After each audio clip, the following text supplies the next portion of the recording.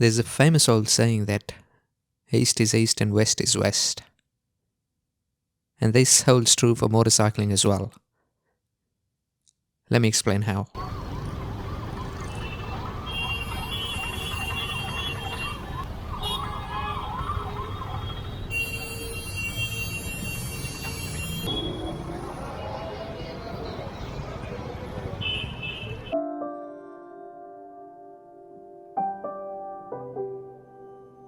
Once upon a time, in the late 1980s and early 1990s, there was a curious young man growing up merrily in the northern region of India.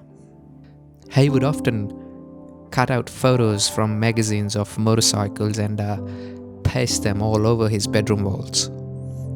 Most of those motorcycles, they were not available in India back then. But dreams, they are not shackled by affordability or availability. So this young guy, he dreamt of owning a flash motorcycle one day. Now he was growing up in a quintessential Indian working class household. Two-wheelers in middle class households back then, they were more of a necessity than a hobby. Motorcycles back then and scooters and mopeds, they were an affordable and convenient mode of transport back then in India. And when it came to motorcycles, Royal Enfield, they were the most popular brand of motorcycles around him in the 1980s and 1990s. So like all his peers, this guy, he was dead keen on owning a Royal Enfield Bullet one day. So every now and then, when his father was not at home, this young lad, he would take out his father's scooter for a joyride. And to put it all into perspective, an entire generation of youngsters back then in India, they learned to ride motorcycles through these rushed up, stolen rides, mostly on the motorcycles and scooters that belonged to their fathers, and often without having a motorcycle license. And a lot of that generation, they still have a scar or two to show for those unauthorized motorcycle tutorials. So coming back to this young man, after a handful of these joyrides, he declared himself as a self-proclaimed competent motorcycle rider.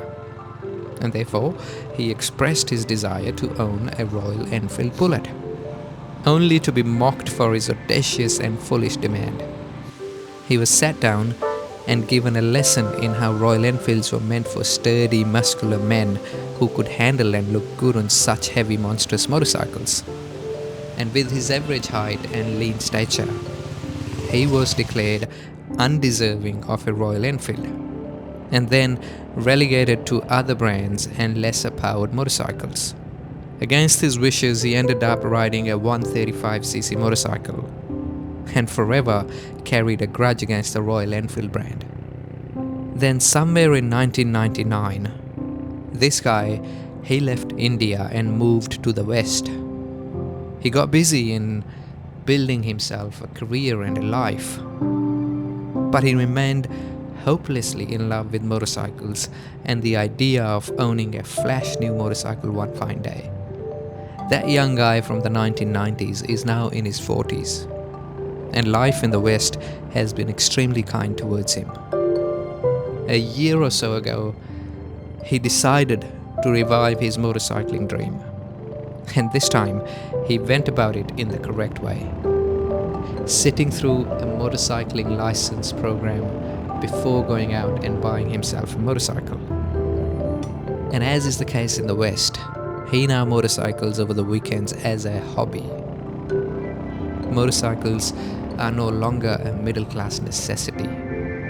But when it came to buying his first motorcycle in Australia last year, he went and got himself a Royal Enfield. I think partly to fulfill a far-fetched dream that he had dreamt years ago when he lived in the East. And I think partly, and more importantly perhaps as a redemption for being denied and for being mocked all of those years ago for expressing his desire to own a Royal Enfield. And if we were to pluck a moral out of this story, let it be the fact that if you refuse to give up on your dreams, then the audacity and the improbability of your dreams will always outlast opinions of those who refuse to believe in you and your dreams.